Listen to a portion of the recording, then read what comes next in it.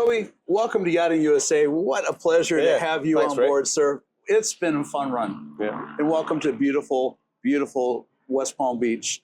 This boat show is magnificent this year, the weather, and then you look at these boats, there's, you know, it reminds me kind of like early Monaco days with some of the big boats coming in and just kind of the groove, the ambiance going on here. What do you think? Yeah, I think you're right. I mean, it's pretty relaxed. I mean, there's obviously good clientele walking around the show. Yeah. And yeah, it's got that great vibe. I think, you know, certainly we've had a lot of interest on board this boat, on board Fox. And I think, yeah, it's quite easy to approach the boats. It's quite easy to engage the clients here.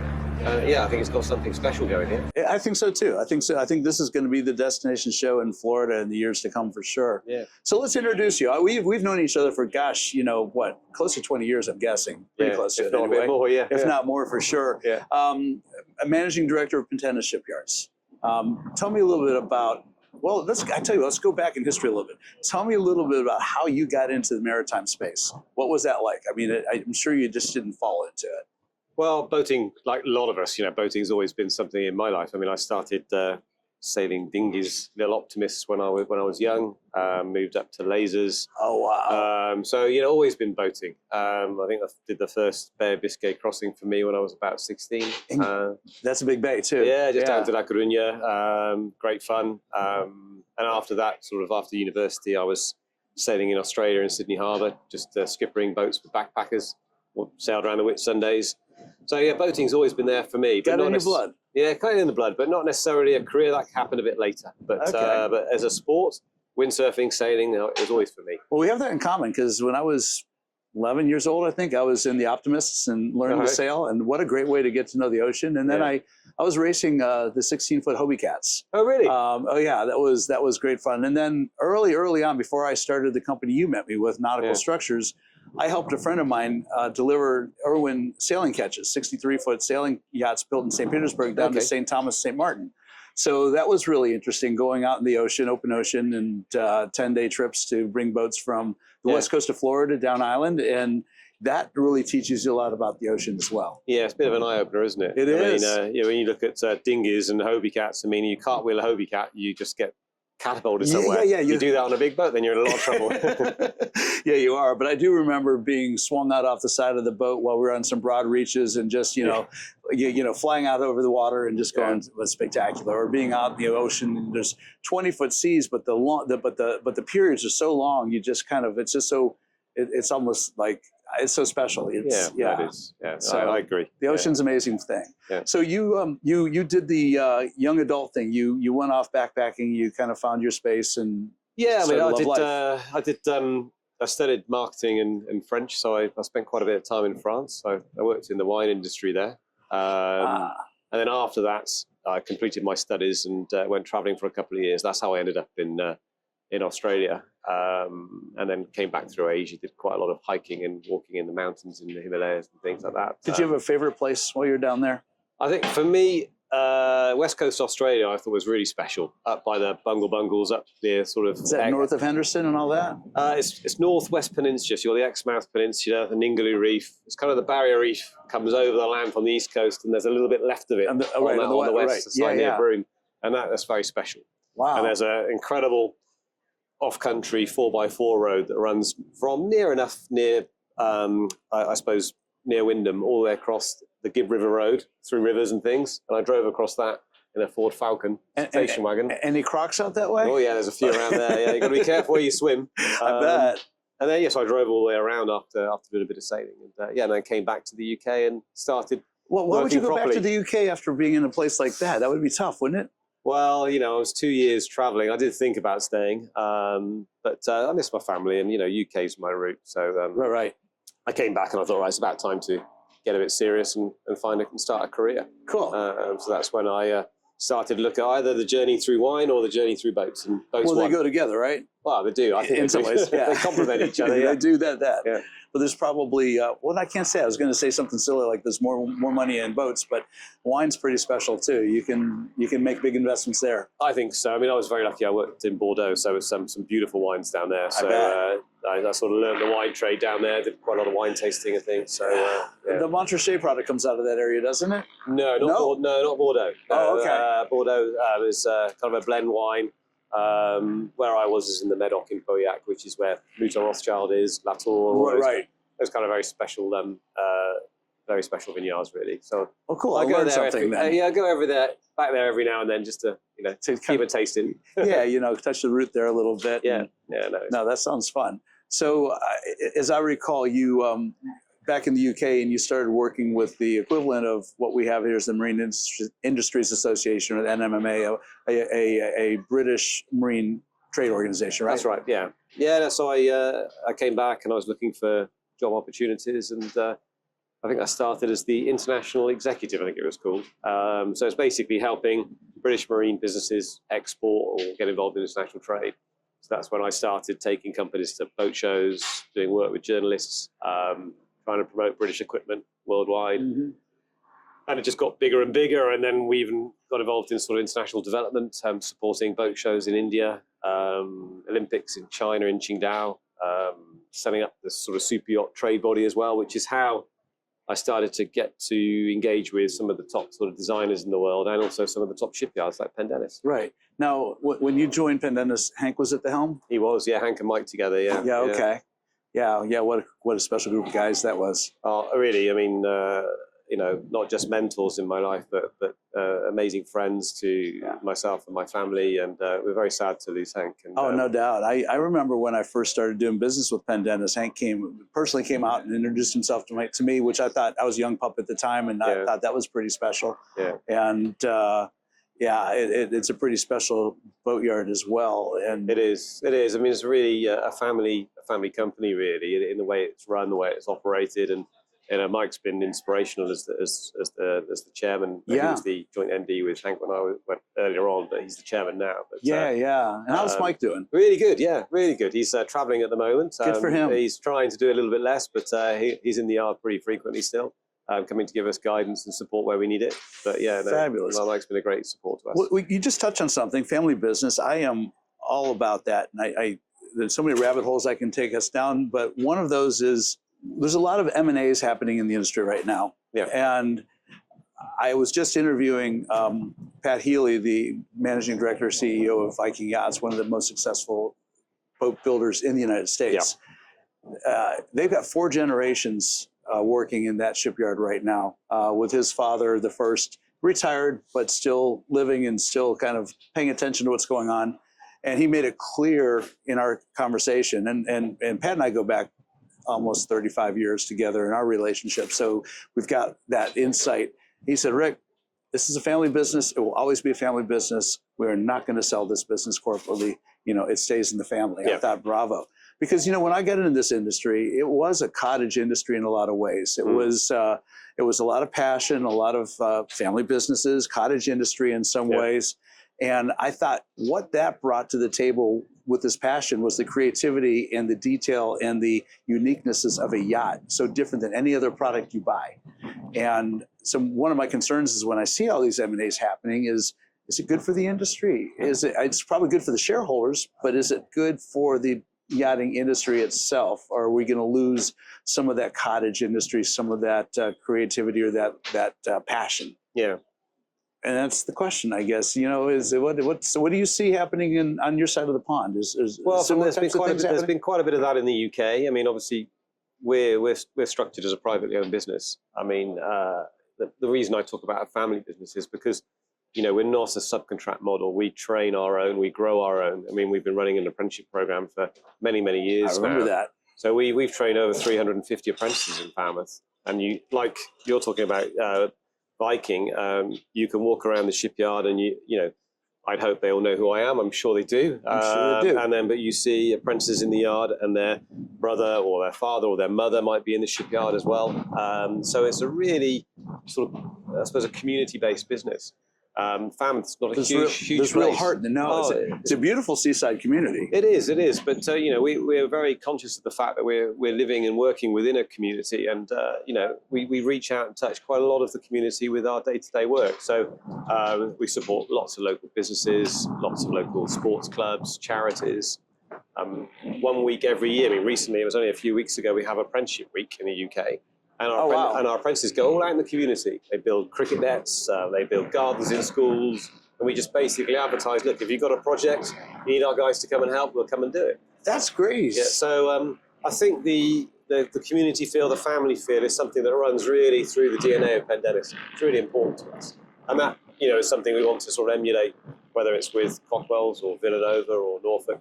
It's the same sort of thing we're projecting in terms of our DNA, our family approach to running a company. Right on.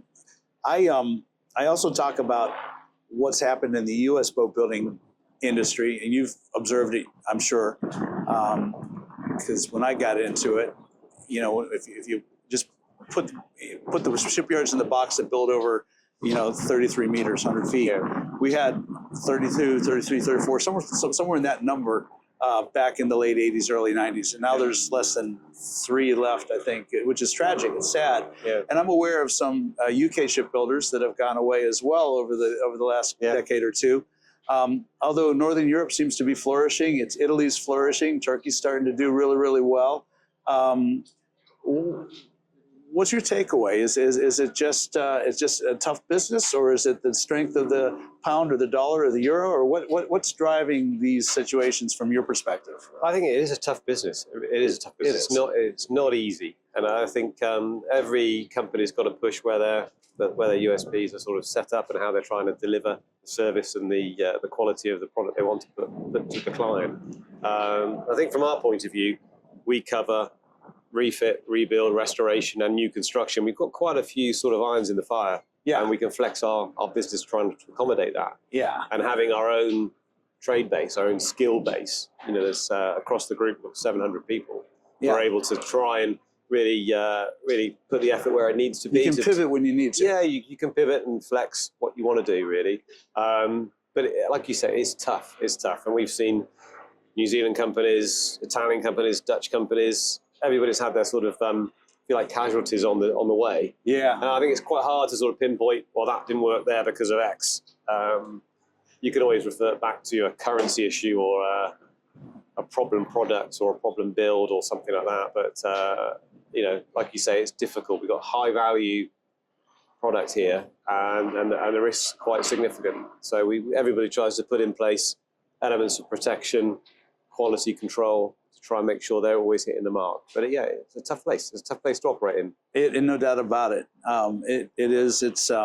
So it's a little level of satisfaction as well when you get to this point and you're still standing and you've got projects going on and you've got the legacy of your people and that's a good indication. It's a good indication that you're a safe brand to go with when it comes to trying to figure out where you want to build a boat. And I think it's supporting your boats is really key as well. I've just had the privilege of being on board Adela for the last couple of weeks racing in the Caribbean, and it wasn't just me there. We had a hydraulics engineer there, an electrical engineer there, just on standby to support the racing kind of setup for the 4 or 5 boats that are racing there. And I think it's important to try and give that continuity of care. It's important to the fleet. You've got the best sellers for us are the owners themselves. So most of our activity or most of our inquiry base comes from referrals, client referrals. We like to retain our clients and look after them. Well, that's the highest compliment. If you build a client a boat and they come back and say, that was so good, let's do it again. Yeah.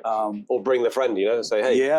You got to do it here, you know. Yeah. And you got a lot of competition just across the waterway from you. Yeah. That's profound, Yeah, we've got some big players there across the channel. Yes, you do. But, we're there to give them a run for their money.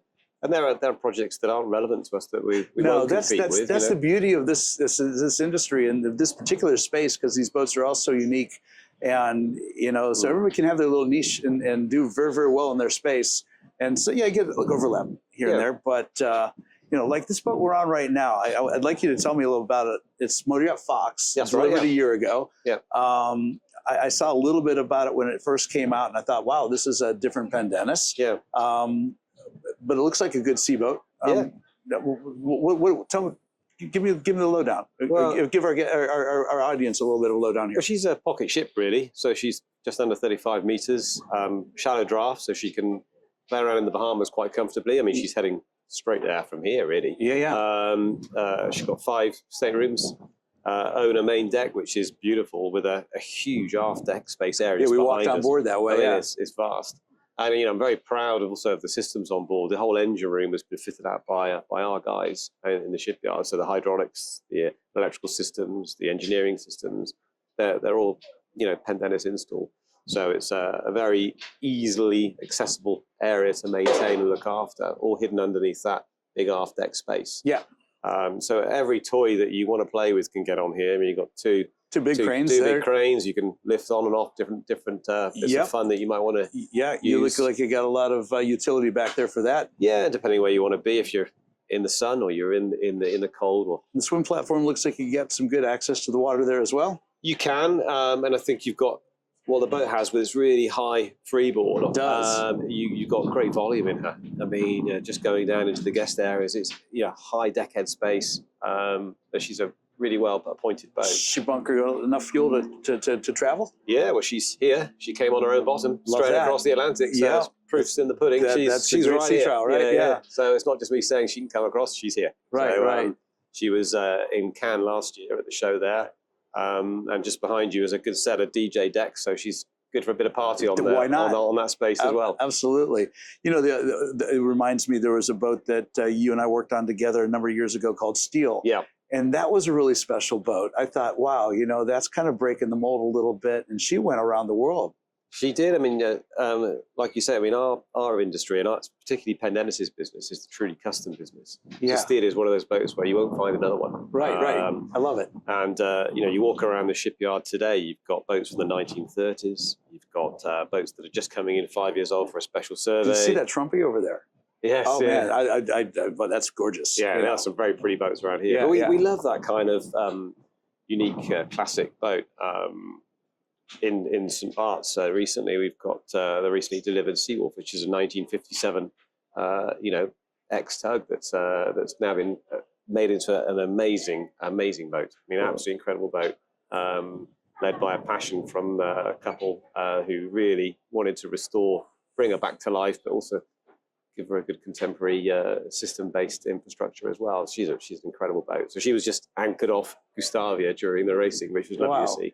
Now, I think I understood that you got down to St. Bart's Ditto racing. Yeah, I was on Adela, at the back of Adela, looking after the runners for the mainmast. So, we were really proud. She won her class in Antigua, came second in St. Bart's, so not quite the trophy there on the podium, but the last year was a little bit tough on her, but this year she really did excel, so it was great to see. It's great for you, and it's good for the brand as well, isn't it? Yeah, I mean, we had a good fleet there. I mean, we had Rebecca, Nostromo, Catalina racing there as well. I mean, those that know Pendennis know that you are fundamentally a sailboat manufacturer that's built a few beautiful motor yachts. That was my understanding when I came into the yard years ago. Yeah, well, we've done some really kind of iconic sailboats. I mean, Adela that we talked about, but also Addix is a boat that we also built and look after. She's in the shipyard at the moment.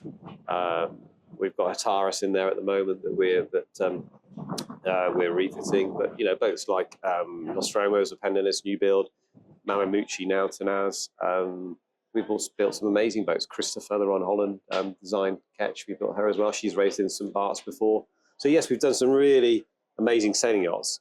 Yeah. But I suppose more recently, and after the last 15, 20 years, we've done quite a lot of these beautiful restorations. Fair Lady, I remember Haida, Haida, both boats from the 1920s. Yeah. Melania, Morala, Mariette, 1915 schooner. So we've had this kind of column of really amazing classic yachts, both motor and power, come through the business, running alongside these new construction projects.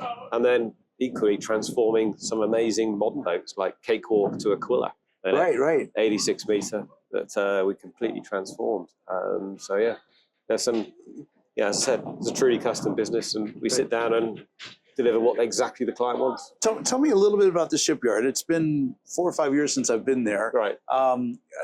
What are the amenities? What are your capabilities in the shipyard? So we've invested and continue to invest in the yard over the years. So we've got, I suppose, as you haven't been there for a while, I mean, we've got these construction halls now that really link into a wet basin area. I saw the wet basin area come together. I know what that looks like. That's brilliant for sort of arrival and departure for commissioning. Yep. We can control the tide within the basin.